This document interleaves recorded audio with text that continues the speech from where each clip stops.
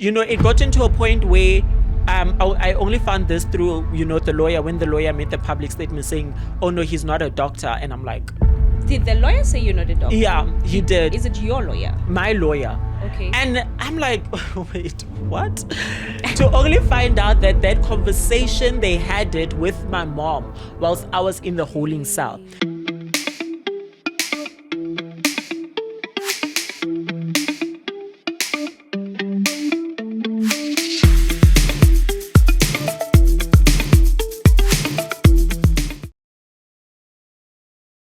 Hi everyone, welcome to Own Narrative podcast by myself, Promise Magunyani. This podcast is about marriage and family dynamics, and please know that this episode is sponsored by Glee Thrifting. As you can see, we are inside a Glee Thrifting store. They are based in Parkhurst, and it's a thrifting store. They sell timeless pieces and it's very affordable. Their detail is going to be on the screen. Please support them. They are on Instagram as well. Anyway, guys, today I am with a very controversial somebody. I am with other people's faves, and I am with, I don't know if, I have to ask you this actually, because I know doctors are very, very particular and very sensitive when it comes to their titles, For the purpose of this podcast, of this sit down, what would you like me to address you as? Dr. Matthew. Dr. Matthew. Great. So I am with Dr. Matthew today, and I'm sure you are surprised that, what is he doing there? Is he married? I'm here because his story really intrigued me to ask him about his background. He's here because I want him to speak about how he grew up, basically his family dynamics, and I just want to see what led him to this point of his life. Welcome. Hi, Dr. Matthew. You are welcome. You look so gorgeous, actually. Yeah. You dress so well. Thank you. I try. I'm a lazy dresser. Are you? Very lazy. Is it because of your profession or what? No, I think it's just me. Is it just you? I love wearing lazy clothing. Yeah. Even if I go out, I have friends who are influencers. Yeah. I don't consider myself any of that. So when I go out in public, they are up to do. Yeah. And there I am in my scruffy clothes, just minding my own business. Why don't you consider yourself an influencer? Why don't you consider? Because I think you are influential. I think I am influential, but for me, influencers want to be influencers. Okay. I'm not trying to influence anybody. Okay. So even when I started my TikTok, because I'm only on TikTok, I'm not a social media person. I don't like taking pictures. Yeah. It wasn't because of, I want to, grow this brand. I want to be an influencer. But it just came out of me wanting to teach people about HIV and AIDS and health matters, Okay. So for me, I'd rather say, I am, a peer educator than an influencer.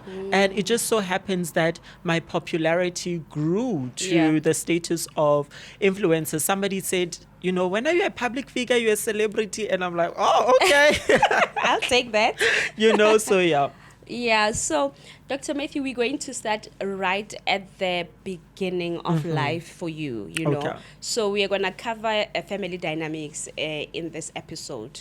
So which year were you born? Where were you born? Okay. So I was born 1998, October 9th. I was born here in Johannesburg at... I think now it's called Ramamusa Hospital, which is Coronation back in the day. Okay. So I was born in Joburg, but then I don't know at what age did I move to Kimberley, because my mom was married and my dad was from Kimberley. Yeah. But then we were in Kimberley until I was 6 months. That's when my dad died. So my dad got murdered. And then, and then we went to the Northwest. And then that's where I kind of grew up. So hence I speak Tswana. All right. Yeah. How did your dad get murdered?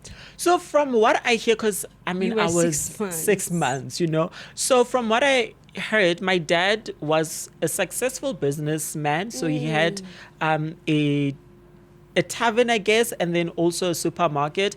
And then there was a police officer that also wanted to open a club. So because he saw that my dad was quite successful in his businesses, and then wanted my dad to kind of like be a manager for his club. And then there was some disagreement there. And then on this particular night, things got heated, and then he got shot out. Like, he just got killed. By the friend Who was also a police officer. Oh, no. So, yeah. So your mom told you the story, obviously, when you grew up? Yes, like all my family members told me the story. My mom did. And then that's when we left the Northwest. Also, my in-laws, from what I gather, were Your not... in-laws? No, not my in-laws. Yo, guys. My 6 months old baby with in-laws. My mom's in-laws, they were not... they didn't. It seemed like they did not like her because shortly after my dad died, they kind of like chased us out. So hence my mom. Happens. It always happens. So hence my mom, took me to the Northwest. I stayed there with my family, and then she came back to Joburg to be a domestic worker. Okay. And yeah. And the family that is in Northwest, I suppose, is your mom's family. Yes. Okay, so home. Now, where's home? Is it Northwest? Yes, it's Northwest. Okay. So, and then, I don't know my dad's side of the family. I mean, the last time I saw them, I guess I was 6 months. Yeah. So I've never went back there. Yeah. Yeah. And I also think the reason why I've never went back there, I'm not at a point in my life where I'm ready yet. Because they were... It's like banalelinyatso type of situation, because they are the type of family they have. Okay. We are the have-nots. Okay. You understand? So they look down on my mother's side of the family because they are from the farms. They were working on the farms, that type of thing. So for me, always in life was to kind of like, build the family surname and be at that level, So for me, I don't know. It's like, when I want to go back to the Northwest, it needs to be a statement 100%. Like, I made it, from nothing. Yeah. So, yeah. So, the people in Northwest, are they the Lanis? No. The Lanis are my dad's side. So, the ones in the Northwest are the Swarts. Oh. Yeah. So, like you are a white person. Colored. Oh, colored. Yeah. Okay. So you now grow up in Northwest. That's where you went to school. Where did you go to school? Like primary, high school? Yeah. So in the Northwest, I went to creche in the Northwest, and then I did my grade 1, 2, and partially grade 3 in the Northwest. My mom then took me and brought me to Johannesburg midterm of grade 3. So when I came this side, and then I went, we stayed in Randburg, so I went to Robin Hills. So when I went to Robin Hills, Model C schools, there's always that entry test you write. I don't know what it's called. Okay. So when I wrote it, I was then placed in grade 5. So I was supposed to do grade 4, but then I was placed in grade 5. Oh, okay. Yeah. Why is that? Why did they place you in another? So when they did grade. So I guess that was so I passed the grade 4, right? So they gave me a grade 4 test. I passed it. And then I guess they just saw that it would just make sense for me to be placed in grade 5. Because, it would be wasting my time if I already passed that assessment, And then I got a scholarship to study through the Cambridge International Schools. What is that? I know Cambridge University. I don't know there is like grades. Yeah. Okay, so it's called the Cambridge Assessment International Education, right? So it is a non-profit department in Cambridge University. And basically what it does is that it uses the Cambridge curriculum, the British curriculum, on an international schooling level, right? Okay. So you are able to attend schools that are registered with them. So here in South Africa, they are registered through the British Council, right? Okay. And then it's normal school, right? It's just that it has 13th grade. The 13th grade is A level, which is equivalent of like 1 year university. So it's just introduction into university. And it is a certificate that is recognized internationally as an entry into varsity. So if you're somebody that, you want to maybe study overseas, then you studying through Cambridge would be a better option compared to studying CAPS or the other curriculum here in South Africa. I get you. Yeah. You are so clued up about this thing. Are you like an intellect? Obviously, you are a doctor, so I guess education is you. So now you finish your high school, and after high school, where do you go? So after So you're in Joburg now, right? Yes, I'm in Joburg. So I came to Joburg 2006, and I've been here ever since then. So once I was done with my A level, and then I went to Wits. I think it was 2016, if I'm not mistaken. Yeah. So then I went to Wits. I studied through Wits, and then I graduated December 2020 at the age of 21.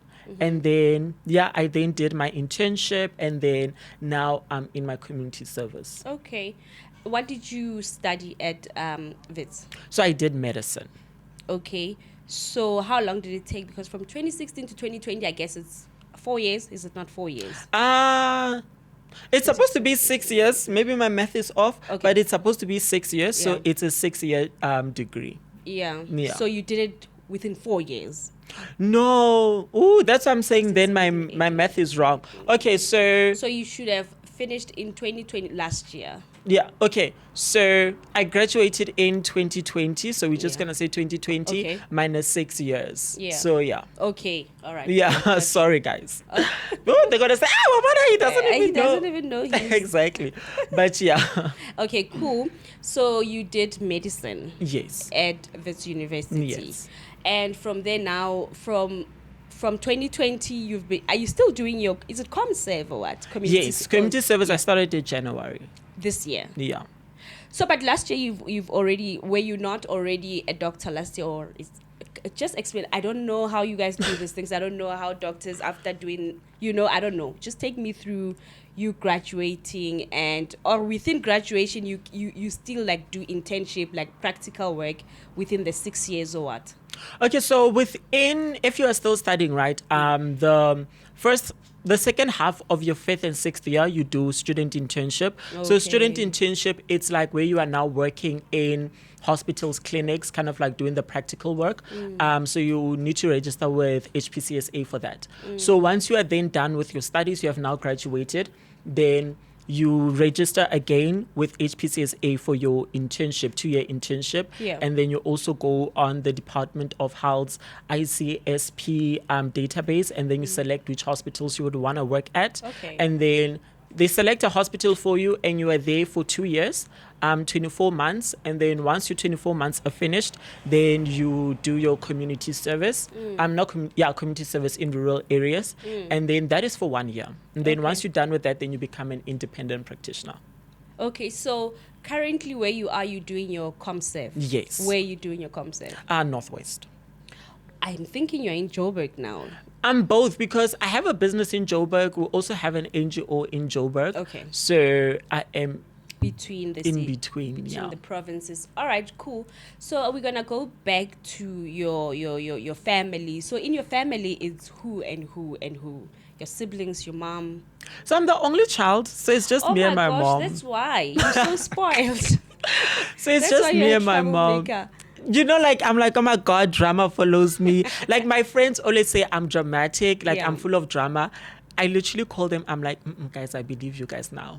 I believe you. I believe you now. But yeah, I'm the only child. My mom didn't want to have any more children. I think, I don't want to say I was stressful, but yeah, man, it's like she was not in a position. She would always say children are expensive, and that was true, true. Especially with what her and I have been through, bringing in another soul would have just been a lot. A lot. Yeah. What have you guys been through? I understand that you said she was a domestic worker. Yeah. But she was a domestic worker, but I never needed things, Never lacked. Like I never lacked. Like my friends, their parents were accountants, they were this, but you could never say that, hey, Luna, the mom is a domestic worker. She Okay. always made sure we had what we needed. You understand? I get that. So we did not need an extra mouth type of situation. there were sacrifices that had to be made. I had to be a very understanding child in certain things. Like when I was in Joburg, I knew how to adapt to the life in Joburg, but when I went to the Northwest, that's when I kind of like knew what poverty, you understand? Yeah. You know, so it was that type of lifestyle, you know, it was, yeah, man, for me, I grew, you know, like my family in the Northwest are the type that they have made peace with the life that they live. For them, having an RDP, it's okay. Having, you know, SASA, it's okay. Everything's okay. For me, I wanted more than that. Yeah. For me, I think I turned poverty into an enemy that, you know, I wanted to escape. And that is why I worked so hard in everything that I did. I made sure everything that I did was beneficial to me, and it was an escape from, you know, poverty, from lacking, from not having, you know. So I think that is why I'm such a very determined individual. Yeah.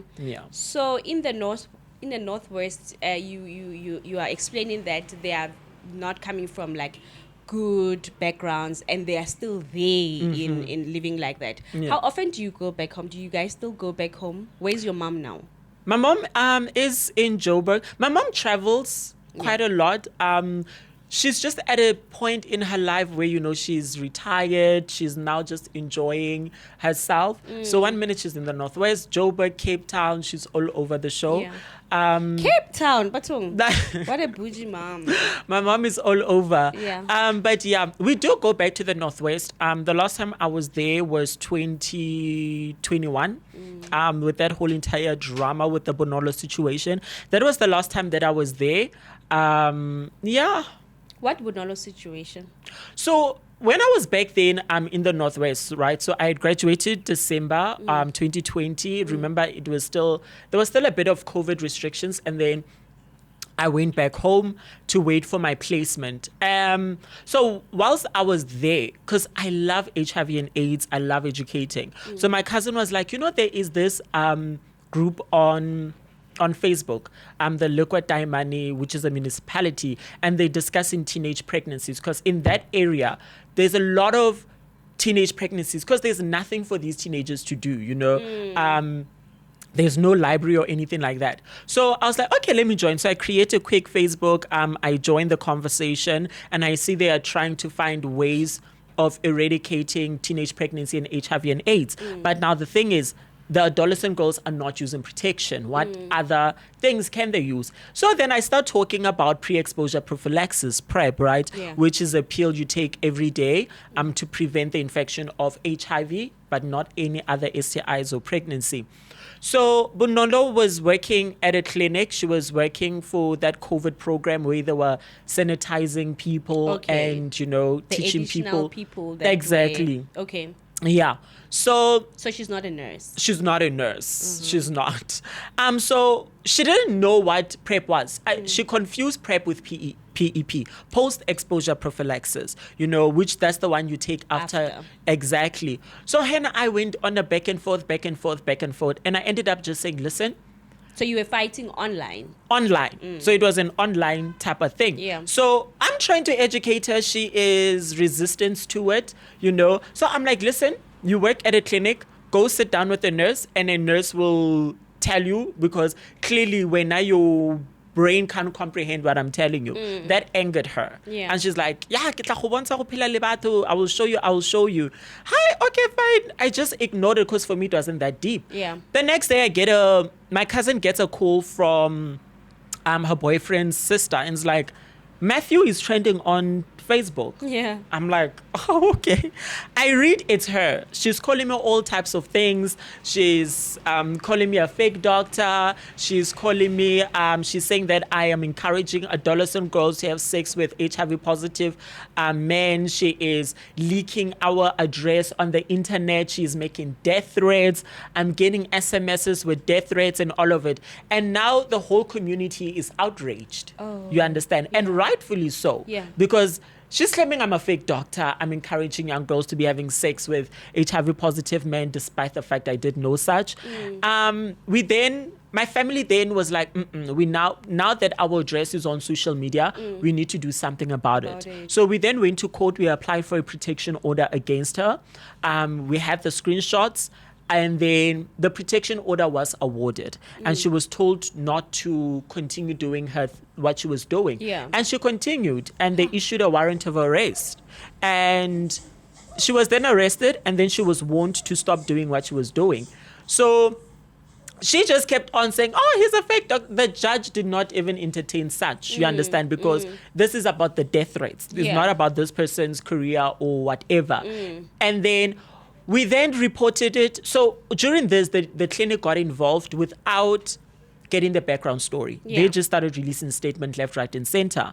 And then my attorneys then, contacted the Department of Health to sue the Department of Health. Then the Department of Health, they're like, well, we don't know what's going on. So when we then had that mediation, that's when we found that she wasn't employed by the Department of Health, but by a subcontractor. Okay. And that's when she was dismissed from her job. From her job. Yeah.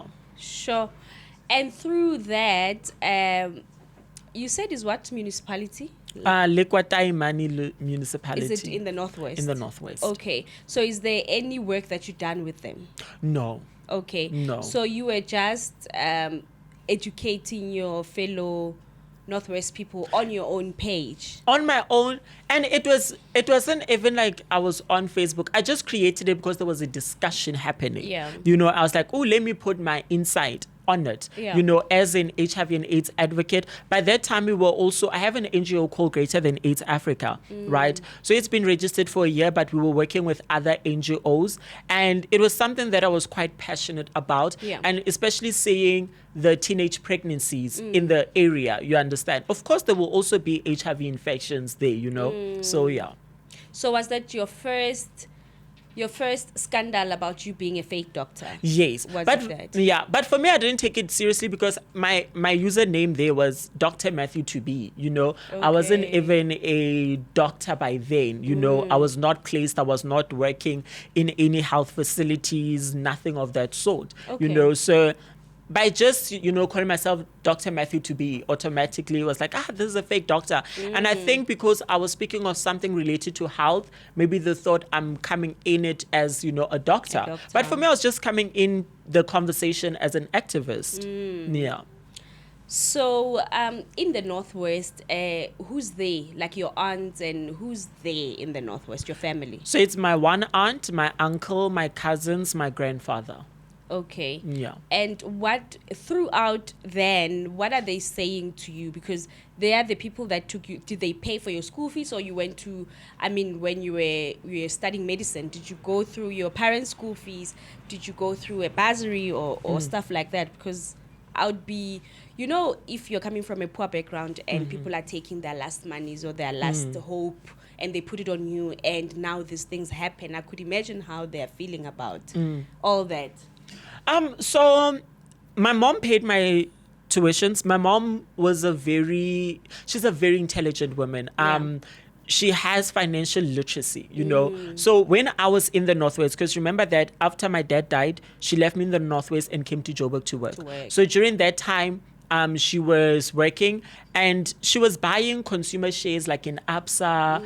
Remember back in the day when DSTV was huge, they had that program where you could buy shares. I forgot what that program used to be called. Okay. So she used to buy shares in all of those. So throughout the years, whenever they would get payouts, she will pay it back. So the only place that I paid my school fees was varsity. So in primary school, I didn't pay. She was it wasn't free. But then in Model C schools, if your dad died, C school? Yeah, so there's that thingy where you can go and you can get exempt from paying tuition. School fees, or you pay less, So it was that type of situation. With Cambridge, I didn't pay because it was a scholarship, but at university, my mom did pay for everything through all those investments that she did throughout the year. Oh, wow. And then how is she feeling with everything that is happening? Oh, my God. What is she saying? This whole situation traumatized everybody, my whole entire family, but her the most. I think for her, she was just thinking about my mental well-being, especially seeing how the whole entire country is just attacking. They're just coming for me. But You're like, I haven't sat down with her and honestly asked her, how has this situation affected you? Yeah. But you could just see that she was not well. Yeah. Even when I remember I came out of court and the media, the journalists, they were there taking photographs and they wanted to photograph her, and she's like, I am not was Matthew. She was there. In fact, my mom found out this whole thing through social media, through the videos. As a mom, I could imagine. And imagine I'm injured. She doesn't know where I am. My friend called her and told her that I'm arrested and that I'm appearing in court. So she came to court, but luckily by then I was walking out of court. So this was a very traumatic experience. Like I've been at it before. Yeah. And that one I took it lightly. I was like, but with this one, yeah, it was just on a whole nother level. Sure. Okay. So do you stay with your mom? Now this it's coming because we have to unpack that situation. So do you currently stay with your mom? No. So who does your mom stay with? Alone? Yes. Okay. And she stays in Joburg, you stay in Joburg? Yeah, she stays everywhere. Everywhere. Yeah. So what kind of conversations are you having? Are you saying that you never had any conversation, or what is she asking you with everything that is happening? I think she's just always asking how I'm doing, how this thing started. Yeah. I also don't know how this thing started. I just saw it happening, but she's just more supportive than anything. For her, it's like she wants it to end. You understand? It got into a point where I only found this through, the lawyer, when the lawyer made the public statement saying, oh no, he's not a doctor. And I'm like, did the lawyer say you're not a doctor? Yeah, he did. Is it your lawyer? My lawyer. Okay. And I'm like, wait, what? To only find out that conversation, they had it with my mom whilst I was in the holding cell. And my mom was like, everybody believes that he's not a doctor. Journalists went to the Northwest to do interviews with my family. My family said this person is a doctor. Or did your family say you? Yes, my family literally, I remember one of my cousins, one of the journalists came and my cousin recorded the interview without the journalist knowing. Yes. When the article came out, it was completely different to what was said. Yes. Oh my cousin even sent graduation pictures to this journalist thinking that it will be part of the article, and it was not. You understand? So my family was so frustrated that these people are making a mockery out of us because they are not reporting what we are saying. Yeah. There's this narrative that is running and they're just running with this narrative. So my mom then came to the conclusion, give the people what they want. Give Caesar what belongs to Caesar. Yeah. He's not a doctor. Okay. And when I heard, so in the car, because it was my lawyer, my mom, and myself, I'm like, Manji, why did you tell everybody that? And my mom is like, no, isn't they believe it? What difference does them thinking you're not a doctor make to you? You understand? So you told them that you're a doctor. They don't want to believe it. So be it. The rest, we will deal with it through the legal system. But as for the people, do it. And even when I said I'm not a doctor, people are still not buying it. You understand? Because they were like, but your case was withdrawn, but you just admitted you're not a doctor. What's going on? And for me, I'm like, you people don't know what you want. If I'm saying I'm a doctor, you have a problem. If I say I'm not a doctor, you still have a problem. Sure. Okay. So you mentioned that in the Northwest, it's like an RDP, and it's like you being a doctor. Why, or if you believe in fixing home, why don't you fix home, if at all you believe in that? Nef, for me, I'm the type of person, I help a person that is productive. Okay. You can't come to me every other day asking me for money. Yeah. You end up becoming sitina, an annoyance, you understand? I want a person that if you come to me and say, you know what, Ne? I've identified this business potential in the area and I want to do this business. I need 5,000. I need 10,000. I'm going to give you that knowing that at least you are also helping yourself. You understand? And I've told my family, try and find some form of business that you know that is lucrative in this area. Yeah. And let's do something. You understand?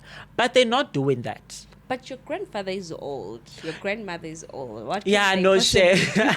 Yeah, like for my grandfather, shame. Yeah, now like there's so him like we do send money and all of that. But with my cousins, and my cousins are the type that they all dropped out of school. Okay. One of my cousins said school is not gonna put furniture in the house. Oh my God. So you see, that's the type of mentality that we're dealing with. I see. So for me, man, I can't be always help yourself. Like it can't be always that. Even if you have a child, at some point you can't support your child now. Your child is 45 years old and you still at it. So for me, it's that type of thing. I remember I told them, okay guys, let's open a bakery. Go to the schools in the area. There is 3 schools. Go there. The feeding scheme does bread.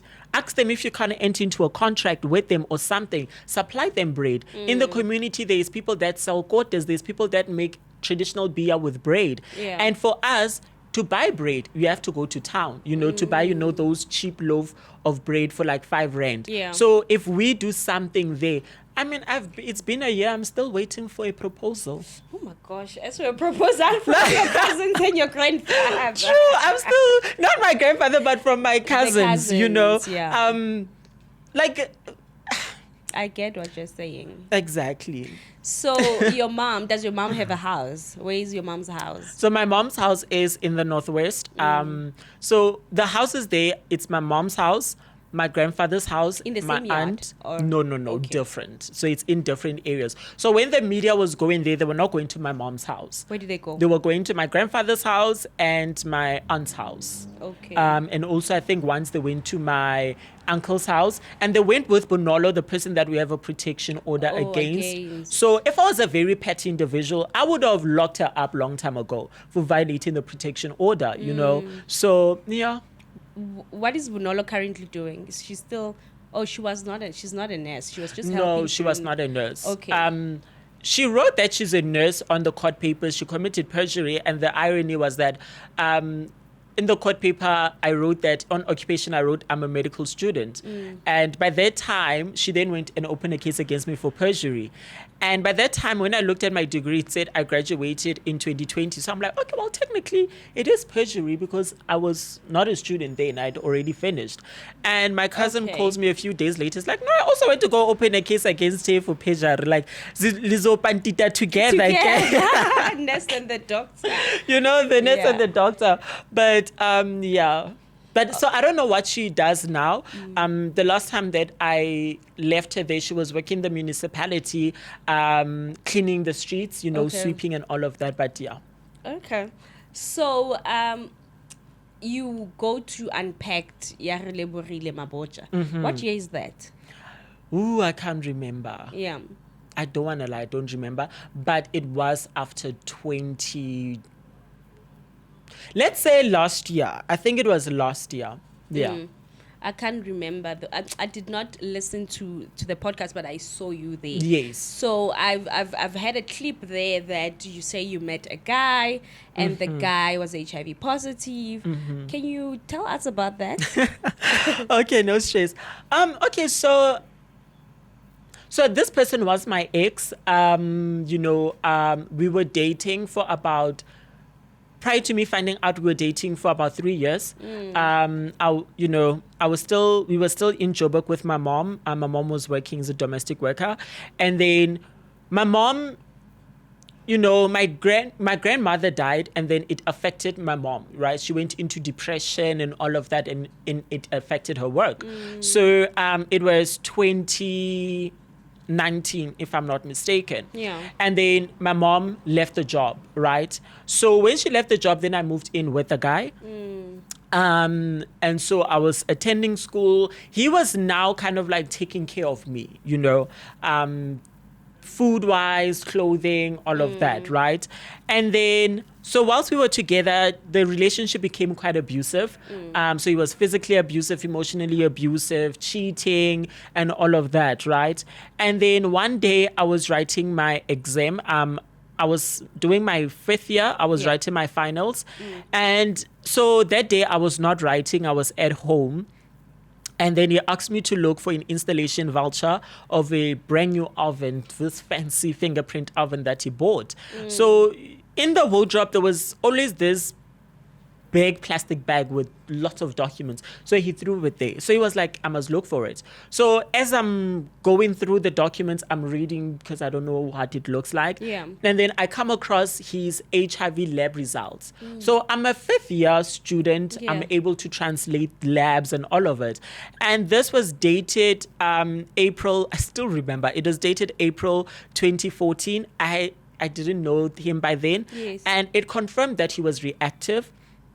And by then, back in the day, we used to diagnose early stages of AIDS based on your viral load. So if your viral load, not your viral load, your CD4 count. So if it was below 250, then we will say you are in the early stages of AIDS. So he was in the early stages of AIDS. Although he looked normal, looked fine, everything.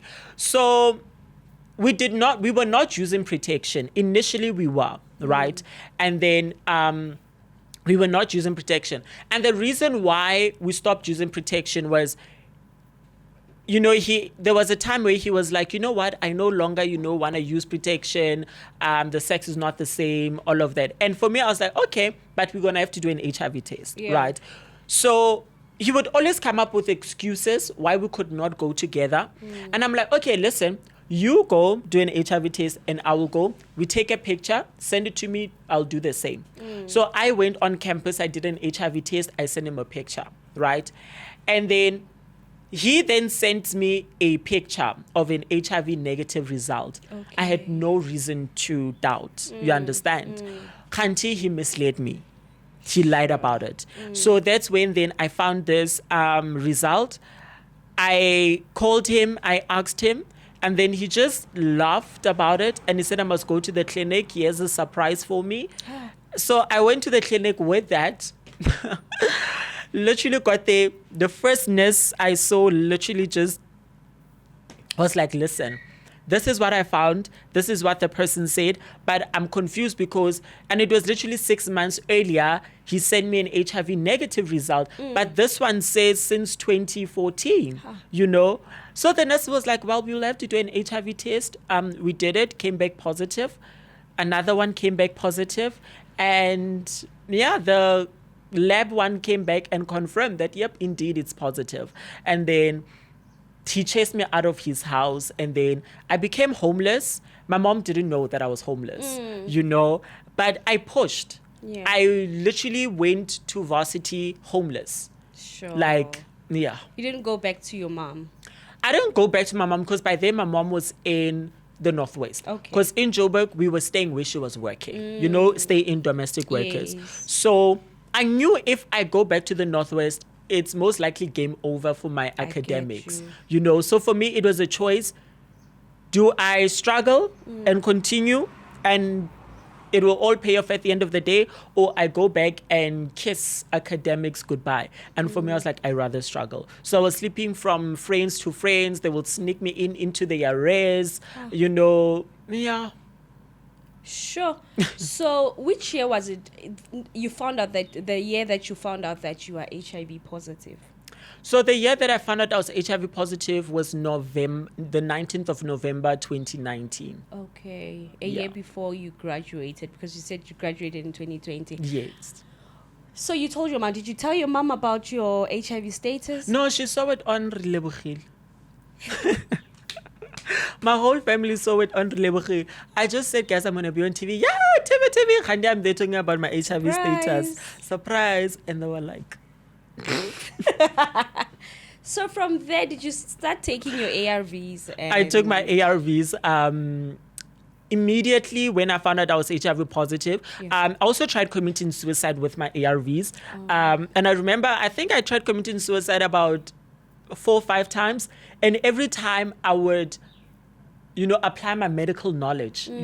I remember I would vomit and I would literally go to the clinic and lie and say, oh my God, I'm vomiting. I can't keep down my ARVs. And they would give me medication, to stop the vomiting. So I would be using that to kind of like commit suicide. And I would always just end up being hospitalized.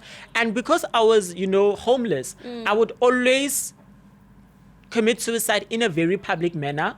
Like, I would always make sure that in the morning when people go to work, somebody comes across my body. You understand? And I even had, because I used to have the green ID book, I even had a paper with my mom's name, my mom's address, her everything. You were so prepared. I was so prepared. I wanted to be discovered fresh. I did not want to be discovered months later. Yes. And, now Decayed and stuff. And I remember my mom would try and send me, 200, 100 rands. And I remember the first time I tried committing suicide, a nurse shouted at me at the hospital and was like, what are they going to bury you with? What's your family going to bury you with?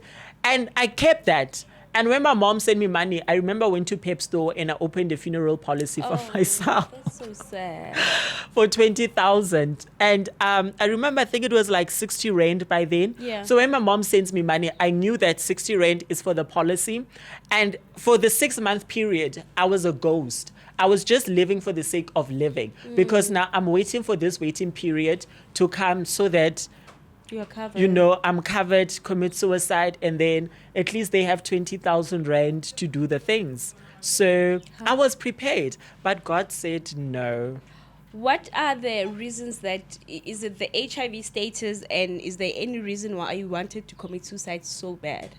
It was the HIV status, it was being homeless, it was just a lot that was going on. Finances. It was just a lot. Yeah. And one thing with depression, it pulls you down. Like, it makes you feel as though you can't get out of it. It's over. It's finished. You are done. And there's no way out of it. And depression will it will convince you that, suicide is the only option. And for me, I didn't look at it as suicide. I looked at it as peace, because for me, when I eventually ended up going to sleep at night, that was the most peaceful. So for me, I saw death as an eternal sleep. That, oh my word, my mind will stop running. I will stop having these issues. I'll stop having all of this. So let me just go sleep. I saw it as that. And I think a lot of people also explain when they want to commit suicide to peace. Like, I just want to be peaceful. I don't want to think because my mind is just going. It's going and going. And you get triggered by every small thing. You understand? Even when you are in a group of people, you're physically there, but your mind is elsewhere, and you become trapped in your own mind. And it's the worst type of trapment. Sure. Okay, so now you discover that you're HIV positive. So where's the guy now? Where's the ex-boyfriend? He got an interdict against me, because when I did the Relebogile show, he thought that I was going to expose him or talk about his name. Then he got an interdict. He's around. During this whole drama, he popped up, like a narcissist does, and, tried to make it all about him, tried to be, the knight in shining armor at the end of the day. Yeah. So he's still around. Is he a known person? Is he? A known person, because I think you said he has a fancy oven or a fancy microwave. Exactly. So I he is a known person. He's a person with quite a lot of money. He's made a name for himself in, various industries. So, yeah. Is he in the media, politician? No, he's not in that. So he's in the banking industry, So he's a very well-known person in that industry. So, yeah. Very young and successful, but yeah, it's just a shame that he's a toxic person. Yeah. All right, so now you're still doing your ComServe now, and then you are on TikTok. You are selling pills, weight loss pills. Yes. Tell me about that. Is it your own invention or your own? Tell me about your weight loss pills. Okay, so how we came to actually fund found AfriBloom Pharmaceuticals was through my time on TikTok. I Is used that to do the name of your business? Yes. AfriBloom Pharmaceuticals, right? So, because on TikTok, I'll do TikTok lives where people would come in, request, ask HIV questions. Sometimes they'll ask about their periods and etc. And a lot of the times, I would find that they are using these products that are not regulated, and they're nuts and this and that, and it would cause them kidney failure. It would have some form of health implications. You understand? And I saw that, man, particularly Black women are so desperate to get something that actually works, but unfortunately what's in the market is quite harmful to their health. And that is where the idea of starting a pharmaceutical came from. So we started AfriBloom Pharmaceutical, which specializes in natural herbs, homeopathic herbs. And for us, the objective was something that works, but that did not cause harm. You understand? So that's when we came. Our liposomal L-glutamine, which is known as the Mokaba pill, it is... What is it called? Liposomal L-glutamine. Okay. Right? And we're very transparent with our ingredients, right? So it contains soluble fiber and liposomal L-glutamine, right? And what it does is that it just lowers your sugar cravings, and then it also makes you feel full. You understand? Yeah. And through a diet and of course exercising, you are able, to kind of like lose the weight. And the name Mokaba came from customers that saw that it predominantly helped with their Mokaba area. Okay. So during this drama, jiggy, oh my God, this is a fake pill, it's dangerous.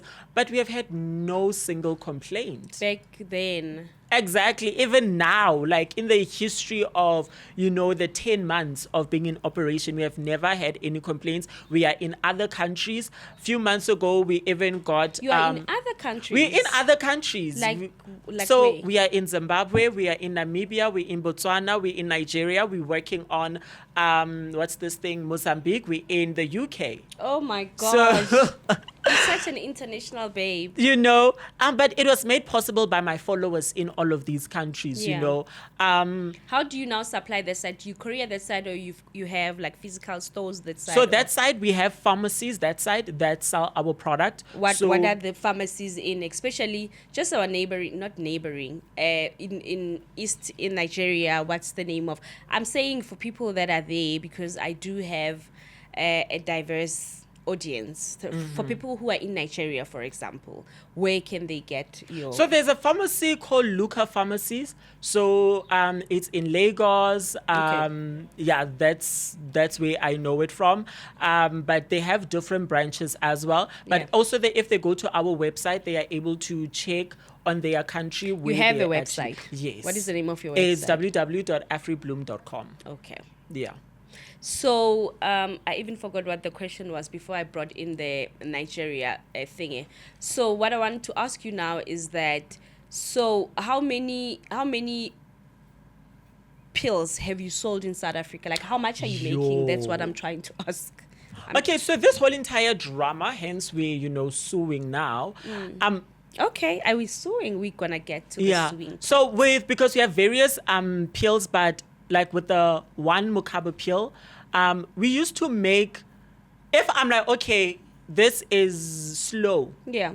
It would be, on a month, would be 56,000 Rand. Just on one. What? Just on that one in J, the Mokaba pill. We used to make tons of money. So you sell one thing for 50-something thousand? No, are you asking the price? Okay. I okay. I'm thinking like you No, are actually, my question profit. was what you have just asked. Actually, Okay. You are right. You answered my question. Okay. Now let me get to how much is one. Okay, so one is 350. One is 350. Yeah, so it's a bottle of it's a pill of 60 inside. So 2 in the morning on an empty stomach. Okay. Yeah. So you are saying on a lazy a month where you're gonna say, I didn't make money, you'll make like 50,000 in South Africa only. In South Africa only. And then in other countries? So in other countries, it's based on what stock, the amount of stock they want. You understand? So this month they could say we want 500. Okay. Others will say 1,000. So it would always vary. Yeah. But it was like a lot. It Yeah. was honestly, we were able in this 6 months. I remember when we started. Yeah. I'm not sure, when we started this thing, we used to, because we don't package it ourselves. There's a lab that does it. Okay. Right. We used to do our own stickers, because we started off, we used to do our own stickers. Within 3 months, everything was automated. We would Okay. now get professional labels, everything professionals. And yeah, Okay. So you make quite a lot of money then. we did. In South Africa, Yeah. we did. But so you're no longer unfortunately- operating. we no longer, so we came to the decision that we are discontinuing our services in South Africa. Okay. And we'll continue it in other countries. We are trying to build a African-based pharmaceutical that produces natural African herbs for African people. You understand? During this drama, I just felt as though people were just lying on our brand. You understand? For me, you can talk whatever you want to say about me, but don't lie Yeah. on me. You Yeah. understand? Yeah. And we just received a lot of that. And for me, I'm like, okay, this is going to just affect our business. Let's just move away from where we are not loved. Yeah. During this drama, we had people from different countries sending emails encouraging us that, listen, your product is working. Your product is this. Why not build your brand in those countries where you are loved? So South Africa, we will see it once we are established in other countries. And for me, one thing that shocked me was the humility of other Africans, especially, Nigeria, Zimbabwe. When you see how we treat them in our country, you would think that they're not going to support a South African brand. But honestly, they see me as one. They see us as one. And Yeah. that's us just being Africans. So, yeah. Sure. So now that you are no longer operating on your products, now you're only getting your source of income is just the other countries, and you being do you get paid to be like ComServe? You get paid. Yes, you are a doctor. Okay. So yeah, you do. So get are you paid. on leave now, or what's happening? So I am on leave because I got injured. Still, my hand is still trying to recover, but I'm only gonna go back next year. My community service is supposed to end in January, but it's going to now end in March. Okay. So I don't know. Like, I just took a step back. Like, Yeah. I'm not mentally in a position to go back to that environment. I don't want to lie. I no longer have that excitement of being a doctor, particularly, especially working for government. I think I'm just traumatized. I'm sure. Yeah. Why do you think, because we have like a lot of doctors in South Africa, why do you think specifically, because the Gauteng Department of Health, the HPC SA, and Wits University itself, why do you think out of every doctor, they're just after you? You know what? The thing is that back in the tabats are social media. You understand? There was this trend on social media happening. Yeah. They didn't call me to ask my particulars. What trend was that? No, remember that this whole entire fake Dr. Matthew thing started on Twitter. I don't know it started because of what. I don't know, is it because of the grades that I skipped or because of the card that I posted? I have no idea. Okay. But it started there. It started at night on the 8th of October. And my birthday was the next day. Oh. The next day I wake up, colleagues are calling me. They're like, you are number one on Twitter's trend. The media then picked it up. So now the media is involved. Twitter is involved. I guess they got pressurized to comment. But they did not call me. And for me, what I had said from the get-go, the name that you guys are using is not the correct name. Which is Matthew Lani. The Lani. Okay. So they went to Wits with Lani. Wits said, we don't know this person. They went to HPCSA with Lani. They said, we don't know this person. You understand? What is your registered doctor name? So it was Swartz. Your mom's name? My mom's name. Okay. So I changed to Lani in March of 2021. And I told guys, I'm like, guys, I've changed names. I changed my surnames. This is not the one. So hence when all this was happening, when HPCSA released their statement, I immediately reached out to them.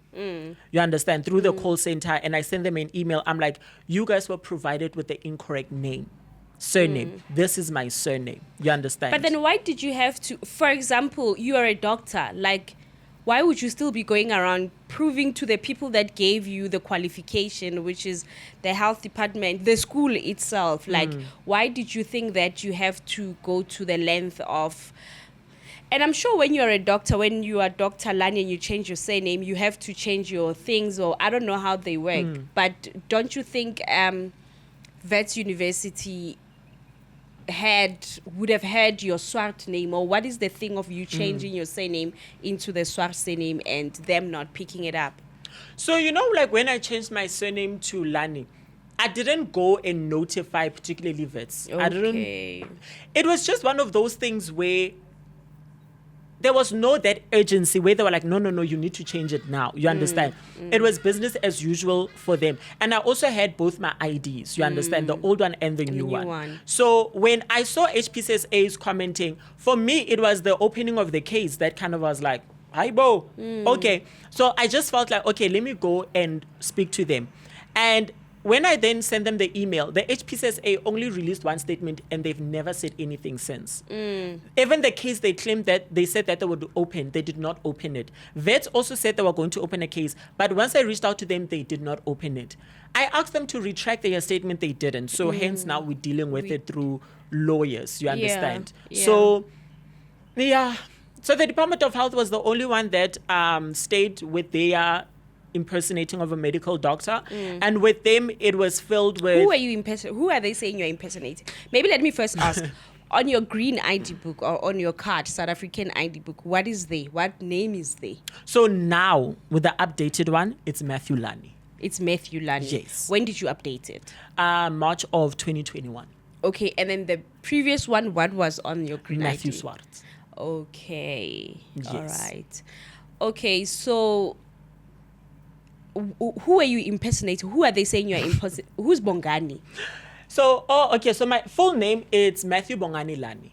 So Bongani is not on your ID? No, it is. Oh, okay, sorry. So on my ID... What is on your ID? Matthew Bongani Lani. Matthew Bongani Lani. Yes. Okay. Those are my three names. All right. So, 2 Who are years you ago... impersonating? Yeah. Yeah, so 2 years ago, right? I don't know... I remember the video, but I remember I was commenting to some comment. Yeah. And somebody was asking me a question. I was like, and I'm like, my surname is Zingelwa. It was, I know that person annoyed me because it was not the first time they were asking me the same question. So then I just came up with the name. I'm like, my name is Zingelwa, and finished and done. Yeah. Unbeknownst to me, there is a doctor that's by the name of Zingelwa. Oh. And then they were like, I'm impersonating this doctor. Okay. I'm like, how am I impersonating this doctor? Because everybody knows me as Dr. Matthew. I've never said, hey guys, Dr. Zingelwa here, or hey guys. You understand? So then the Department of Health released a statement that made zero sense. But we then opened a case of perjury against them. Yeah. Where they said that, so we did a campaign for them last year, a June 16 campaign. Who did it? You? Me. As who? As a doctor or as an influencer? As Matthew, who's on social media? So they approached me as Matthew, who's on social media. Okay. But they put it across as the doctor. And I even have SMSs from last year. I keep receipts. Yes. I'm that type of person. Yeah. So they did an interview, right? So their statement said that the only time they worked with me as Department of Health was for a campaign, a June 16 campaign. So they are saying that during that, I was using the qualifications of Dr. Zingelwa. Okay. But yet the hospital said that, no, we've never had such a person working in this hospital. You understand? So confusing. The problem here is the department running with things on social media. Social media gossip. They ran with it, they took it, and they did what they did with it. So did they pay you for the campaign that you ran? No. What was the campaign about? Like, what did you have to, what was your deliverables? What was the scope of work for that campaign? So that campaign was June 16, and it was to talk about what June 16 means for you as a young person, as a young South African. but it was mostly about the opportunities that came to being a born free, the sacrifices that were made. So for me, I was speaking about how I was appreciative of the students who marched, you understand, for me to be able to become a doctor, a black doctor, and be able to access equal education, So that was what the campaign was about. Okay, so the scope of work from the department had nothing to do with health and you being a doctor. It was just about. So they even said it. We are using you for your popularity. Yeah. So when in your video, in your own video, in your creation, you put in like your qualification. No, I just put in my TikTok name, Dr. Matthew. Yeah. No. I mean, when you made the video, when you made the content, you said the struggle people of June 1976, they helped us so that you can get an opportunity to be a doctor. Was that like the gist of your creation? Yes. Okay. So that's how maybe they linked the department with hiring you as a fake doctor, as they're saying. I get that part. I kind of like get it. And for me, that's not even from the Twitter site. Yeah. I don't entertain that because it's a lot of gossip. Yes, 100%. But as a department, Yeah. you should have done your research. The research. You understand?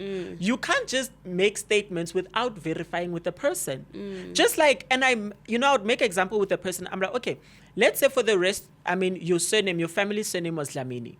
You go to varsity, you are Dlamini. 5 years later, you get married to a different surname. Yeah. Now, I take your marital surname, I run with it to your institution. They're like, no, we don't know this person.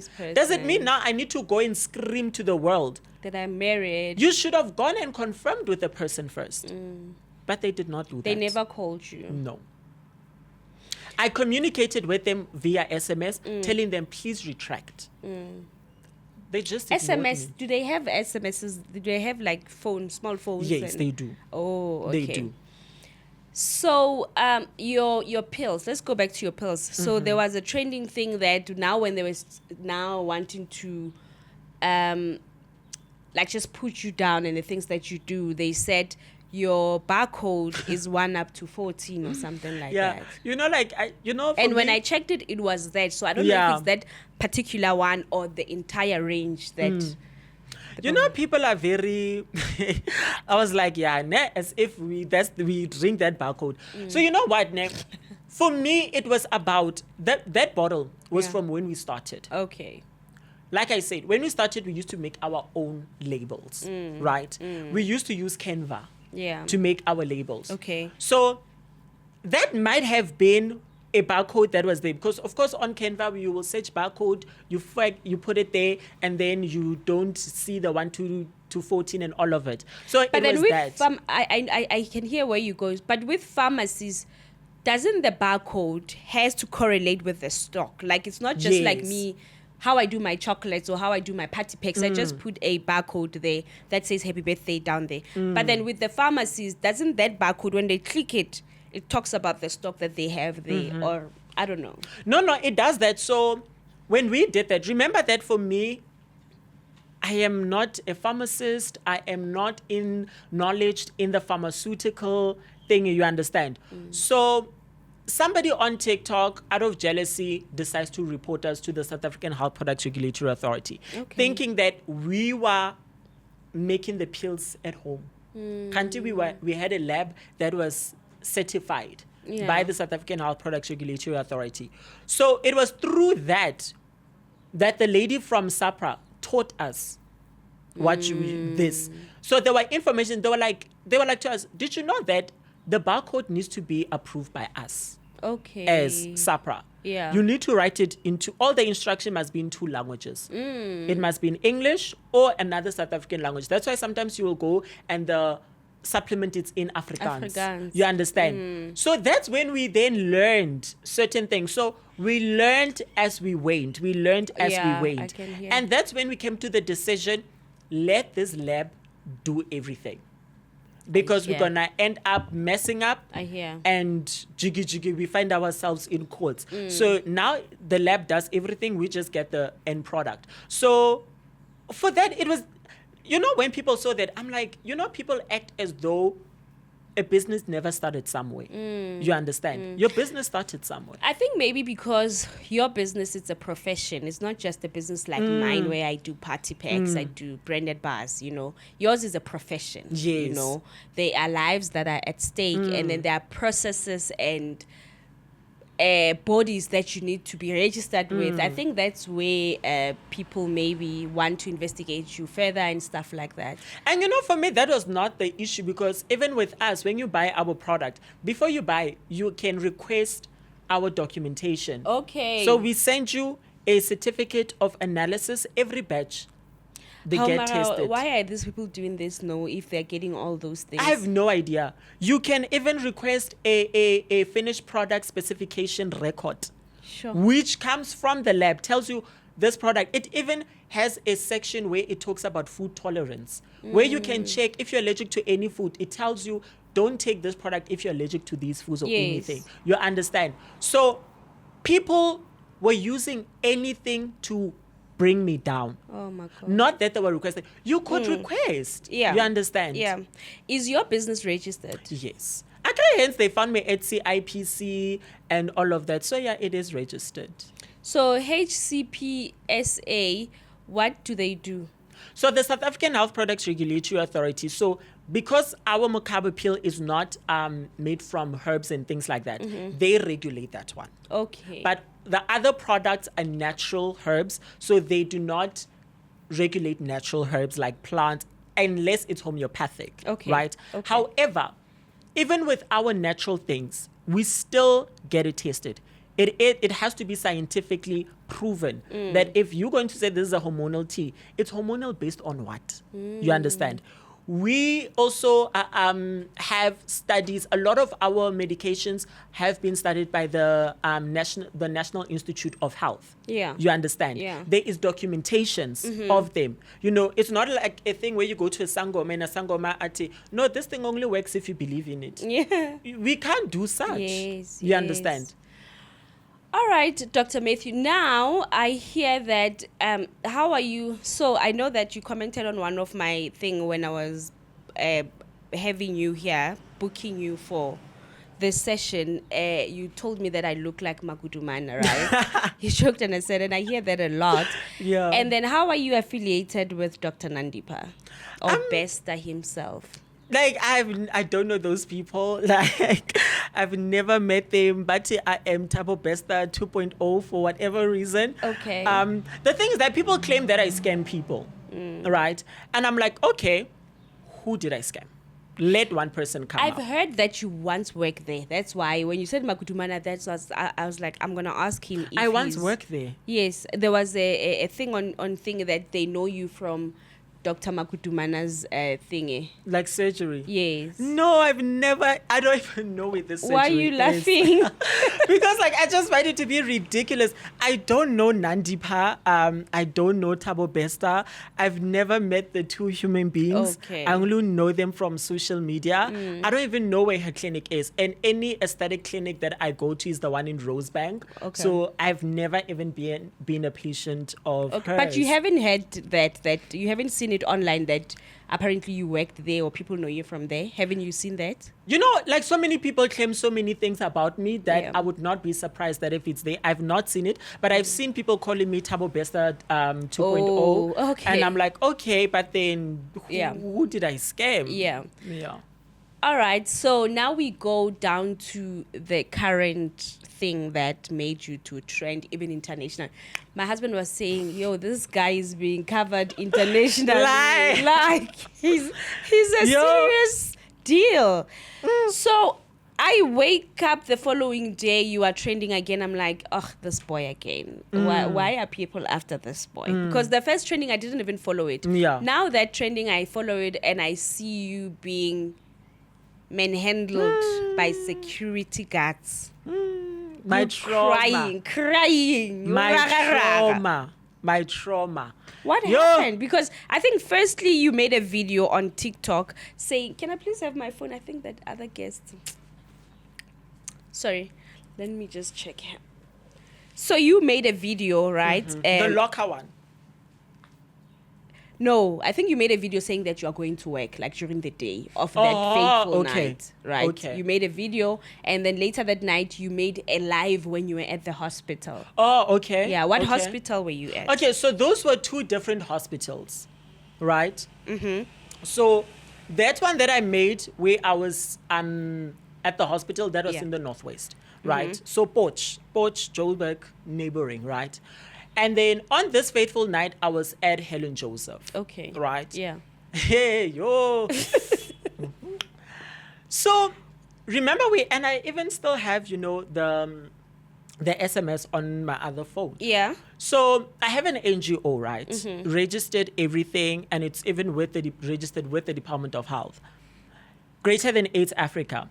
So what happened was that on the 22nd, right, of October, I think. Yeah. Yeah, of October. So we have other team members in the organization, right? So what our organization does, we do two programs. Yeah. There's one where we track people that have defaulted on ARVs and TB. So we go and track them down and find them. And then one that just does outreach programs. So with this one where we track you down, sometimes we can find you very sick and we take you to a hospital. So if we are in Soweto, then it's gonna be Bara. If you are in West Rand, Leratong, etc. Yeah. So on this particular day, right, on the 28th, there was a patient that was taken to Helen Joseph. Okay. He was an unknown patient. Unknown patient means we don't know his relatives, anything like that, right? So on that day, the fateful day, Yeah. we then get a call from the hospital. We didn't see it. Yeah. And then we get an SMS. From Helen Joseph. Yeah. We get an SMS. Hi, this is Doctor. Can you guys please come? There's a form that you guys need to fill in for this particular patient, the one that you guys dropped off, right? I'm like, okay, no stress. We then, we were like, we will come later because we were in the West Rand. So later around 8-ish, because our office is in Melville. And if you know Melville and thingy, it's literally just. So we go there. It's me and a friend of mine, right? We get there. We go to casualty. We tell the security why we're there. Yeah. The security is like, because it's after hours, only one person can enter. Yeah. So I'm like, friend, please go because all eyes are on me. Bazoti, hey, what, you know? So she goes, I stand outside. And then Is she a doctor? Your friend? She's a nurse. Okay. So I'm like, okay, I'm holding her things. I'm holding a stethoscope. I'm holding books. And I also had my medication in my pocket. So I asked the security, can I please go use the bathroom? And he's like, no, use the bathroom on the other entrance. I go to that entrance. I greet the securities. Can I use the bathroom? No problem. So are you not, like, as a doctor, because you're wearing doctor clothes, why are you asking, like, this is one of your place of work? So remember, I'm not at Helen Joseph anymore. Okay. Like, I'm no longer there. And I'm wearing scrubs because in our NGO, we wear scrubs. Okay. You understand? Okay. I wanted to ask permission because I did not want tomorrow it be another story. I hear you. Because I'm wearing scrubs. Bazoti, I fooled security by masquerading as a doctor wearing scrubs. So I asked them. Okay. I'm like, can I please go to the bathroom? They were like, yes, you can go. And then I went. Whilst I was by the door of the bathroom, another security, different to the ones I asked, stops me. And it's like, no, Hosa, come. He calls those ones. Now there's about 7 of them. There's this excitement in the air that I did not understand. Sometimes I forget that I'm TikTok Dr. Matthew, you know. Yes. I'm like trying to figure out. Now it was that excitement of, Simtolil, Simbatrin. You understand? Yes. At that time, I didn't get it. They take me to the security room. They're like, put your phone down. So if search. What are you searching? Why? What did I do? What did I do? No. Somebody will come and speak to you. I'm like, the fact somebody has to come speak to me means you know something. Yeah. So what is it? Yes. They don't want to tell me. Yes. We spent a good 5 minutes arguing. And I'm like, you guys are not going to. First of all, if you guys are not going to tell me what I did, I'm going to leave. And I saw there was cameras. I thought that maybe I did something on the camera. Do you understand? And I'm even like, but then I just asked permission to go to the bathroom. Yeah. They did not want. And they become very physical. The door opens, I go out. Then I go to the bathroom. As I'm in the bathroom, I can hear they are like gathering outside. And now I'm very panicky. I'm very, Then I'm like, okay, the window, it's on the ground floor. went out the window. I honestly went out the window. I'm sorry. And I went out the window because you guys are not telling me anything. Yeah. You're behaving the way you're behaving. Yeah. How am I supposed to, feel? And they caught you when you went out of the window. So I went out and then I walked to the parking because we came with the car. That's where they caught me. So all of a sudden they come. I'm texting my friend. Mena, I'm thinking, I just removed myself out of a situation. I'm literally even strolling as I'm walking, texting my friend, telling her you will find me at the car. This is what just happened, and etc. Jiggy, abantu, yay, flashlights, what, it's in the dark. They see me.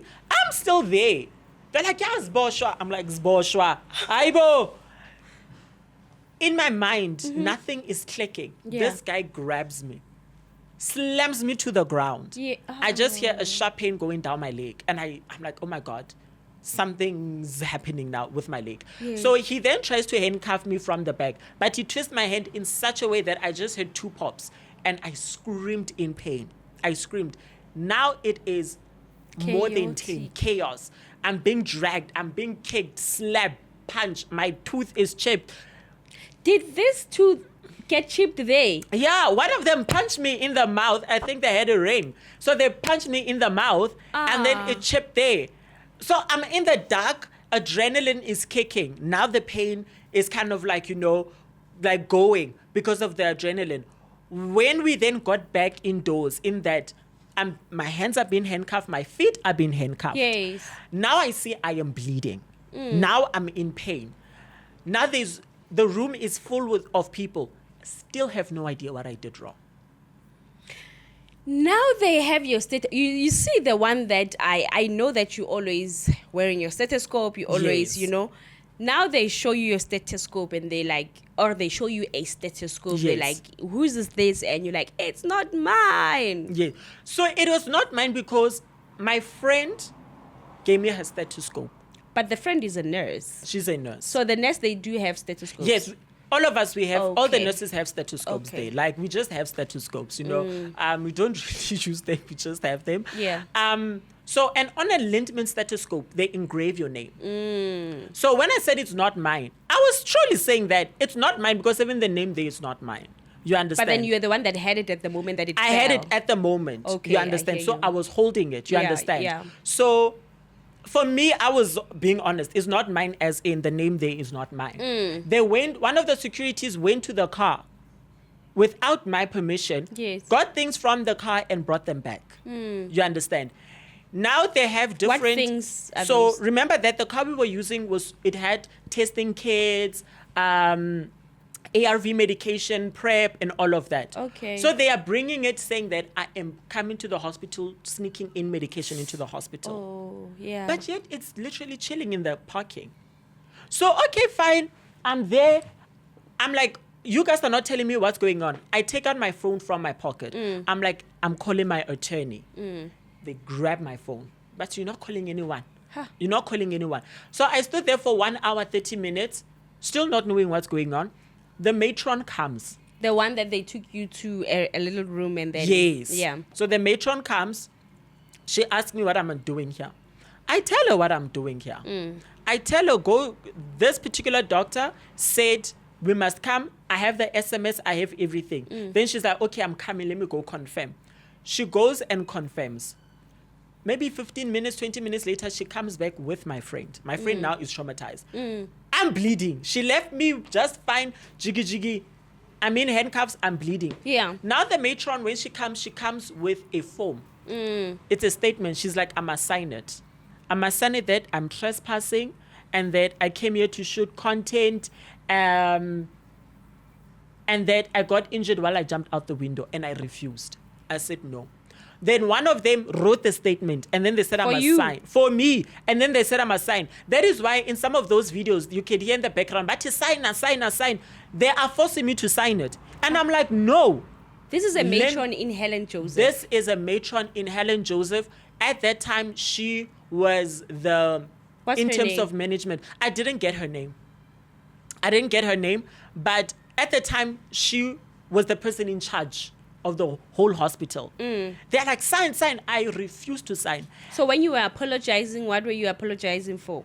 So they are telling me that I wasn't allowed to be in the hospital, and that they are going to open a case against me, and that I'm very disrespectful. You understand? Why did I run? So I'm like, okay, I'm sorry, gay. I apologize. And by that time, I'm also requesting to see a doctor, and they're refusing. Because They're you're in like, no. pain. I'm in pain. My hand is swelling. I'm in handcuffs. I'm in pain. I'm bleeding. And they're telling me that I must sign if I want to see a doctor. And I'm refusing. I'm saying no. Wow. I'm saying no. The police come. When the police come, they tell the police, no, we want to get him arrested for trespassing. The police are like, no. Where did he trespass? Where did he trespass? It's a public hospital, and you also have to inform him before. There's a letter you guys need to give him and say that you're not allowed to come to these areas of the hospital if you guys don't want him here, and he needs to sign it. And in the lockers, like the doctor's lockers and stuff, how did you get there? The doctor's lockers, so it was on the 27th, right? So on the 27th, when we went to go take the patient, right?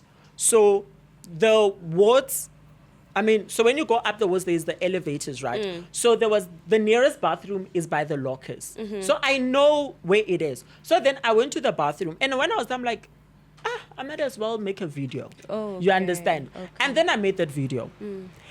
If they had an issue with it, they could have dealt with it differently. Yeah. They could have said, we didn't appreciate the fact that you did the video. You understand? I would have said, okay, no stress. I apologize for that. Simple as that. You understand? Yeah. But they went about it the extreme way. So you get arrested. They take you to the police station. I think we're running out of time. Ugh, I hate it. Yeah, so in conclusion, so they get you arrested. You go to the police station. Yes. Which police station did Brixton. you go to? Brixton. You slept there for how many nights or what? It was one night because I got arrested 1 a.m. on Monday, and the police was so amazing. Like, me getting arrested was so pleasant. I don't want to lie. It was a pleasant experience. Like, so I got there. I only slept. So it was Monday, and then Tuesday I slept in the night of Monday, and then Tuesday morning, then I went to court. So you call your mom when you get there. Who do you call? I didn't call anybody. My friend was the one that called everybody. Yeah. My friend was the one that let my mom know, called my attorney, called everybody. Who's that attorney of yours? It's attorney Dumisani Mabunda. Okay. Celebrity attorney. I've seen him in some gossip page, and then I was like, oh, this is that thing of the attorney for Lani. Yeah. So he is your attorney, or he reached out to you at that moment? So no, he reached out to me at that moment. So the attorney that I normally use was not answering. Okay. I have no idea where he was. Like, he literally just was like panicking but I was already released by then. Okay. So he saw it on the news. Udumisani. Yeah, because I was instant breaking news, even internationally. Bruh. Like, That's crazy business. so he saw it on the news and then came to the police station, asked me if I have a lawyer yet. I'm like, no, I don't. Yeah. And he's like, okay, I'll represent you. And then Oh, wow. he did a brilliant job. So even now in the lawsuits against Department of Health, Helen Joseph. Please tell and the me about department- that. You said, what's happening? Are you suing? Yes, I am. Who are you suing? So I'm suing Helen Joseph for violation of personal information. They disclosed my medical information to the media. Okay. Also taking video and posting it by their staff members. That's a Okay. violation. For the Department of Health, for defamation of character, also for perjury resulting in my arrest. For the Department of Education, for defamation of character, because apparently I went to a special needs school according to them. Did you go to a special needs school? No. Like, I Are don't you a remember. special need person? No. I mean, if, I was like, wow, imagine I could masquerade as a medical doctor for 3 years, yet I have special needs. Yeah. My special needs deserves I an know what. award. Okay, Like- so you are suing the Helen Joseph Hospital Yes. for what? So it's for violation of personal information, also for injuries. Our justice system is truly independent. It's not influenced by social media Okay. or anything. So I truly do believe, I have receipts, I truly do believe that I will win my case. I'm not the first person to sue government. I mean, what would be so special about me that now it needs to? Even when the Hawks investigate, because the Hawks investigating my matter. And I remember looking at that lady, I'm like, hi, Bonina, like, is it that deep that it's the Hawks investigating it? So even now, they still have my phone. I don't know. The Hawks? Yeah, I don't know what they're looking for there. Because that phone is brand new. So you literally don't have a phone now? No, I don't.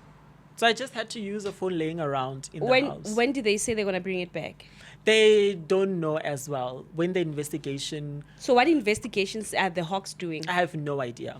Because the matter was withdrawn. So what they are investigating only... So we were like, you know what? We did... Because we can get the phone through a court order. But it will come around, but yeah, you see he's hiding something. Okay. That is what... So we were like... Give them their time. Search what you want to search. So... Sure. And how far is it with the case, the suing case? So we filed. We have already also opened a complaint with the Information Regulatory Authority. Those are the ones that does the POPI laws. So we are just waiting for a hearing. We have sent summons to the departments, and then we're gonna await a response. Yes. So is it with Dumisani? Yes. Okay. All right, guys. This is Doctor. Do you want to say anything to the South African government firstly? You guys need to respect your position as government. And you guys need to honestly stop entertaining Twitter things, social media things. You need to honestly hold yourself. Because, I mean, look at this matter, even went internationally. You embarrassed yourself internationally, honestly speaking. Like, no, man. Like, the way you guys handled this was rush. And you guys did not follow proper protocol. I think they just made a mistake. Okay. But I melemang batale for that mistake. 100%. And to your followers, your patients, where are your patients, like your friends, the people that went with you to medical school? Why are they not coming out and begging? You have doctor friends. Who are your doctor friends? You know the thing with this, right? My friends, a lot of my friends are not on social media, and with how people were attacking me, they were scared to put themselves in the crossfire. I can hear. You understand? Yeah. Because now people were digging into things that did not need digging into. Yeah. Even my friends, they were also being cyberbullied on their comment sections. Oh, no. You understand? Yeah. So a lot of my friends didn't want to be associated with me because of this drama. You mean the doctor friends? Exactly. Honestly, they didn't want to be associated because they were like, this is just too much. You know, and I get it because for them, some of them are opening surgeries next year. Okay. You understand? Okay. Now imagine you Google their name, they're associated with a fake doctor. How will that affect their career as well? That. So that's why they didn't want to be affiliated with me. But to my followers have known how things go from day one. The people that are making the most amount of noise are people that don't follow me. They don't know how we operate on TikTok. You understand? Yeah. So a lot of my followers have still been supportive, and I really appreciate it. Great. Yeah. And I think that's it. Do you have anything else to say?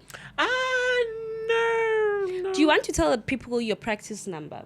Oh, no. Okay. So the reason why, my housekeeper leaked my ID, and then... Your housekeeper at home? Yeah, at home. Yeah. Leaked my ID, and then there was... My bank then noticed that there was some shiga trying to happen on my account, and they blocked it. Okay, you understand? Okay. And the thing with my practice number, people don't understand. It's not a matter that I don't want to give it. But for me, with how I saw people, especially people are very angry when the case was withdrawn. Yeah. The thing is that with practice numbers, people do steal doctors' practice numbers and open surgeries under their names. So for me, I'm like, if I give it to this audience, what can they potentially do with my practice number? They can potentially do something that will now put me in jail. Yeah. Something that I don't know of. Jiggy, I'm doing abortions, illegal abortions somewhere that I don't understand. So vets, because you went to vets and vets do not recognize you, what do you want to say to them? I think with vets, we did sort it out. Few days after they released the statement, I did go to them personally because I remember I did it via email, and then I did a screenshot, and somebody on the Vets Twitter was like, it's fake. I'm like, they're not going to take me seriously over socials. Let me go there in person. Okay. So I did show them that, no, guys, the Lani surname is not on your record. This is the surname that's on your record. Okay. So they were supposed to, they were like, no, disclosing student information is violation of POPI. You need to do an affidavit. I did that, and we never heard back from them again. So also them. Are you going to sue them as well? We are looking into it because they are also within their rights. Okay. If they choose not to do it, it's part of their policy that every student signed. You understand? Yeah. So we're looking into that. Guys, Dr. Lani, for you, and I think you've heard almost everything. I tried to put everything, but the gist of it, I just wanted to understand about his upbringing, his family. What is his family saying? Because with such matters, you ask yourself, where is your mother? What is like your mother saying, you know? And I'm glad that I was able to sit down with him. And it's love and light from me. And this is Own Narrative Podcast by myself, Promise Magunya, and I'll see you next time. Bye.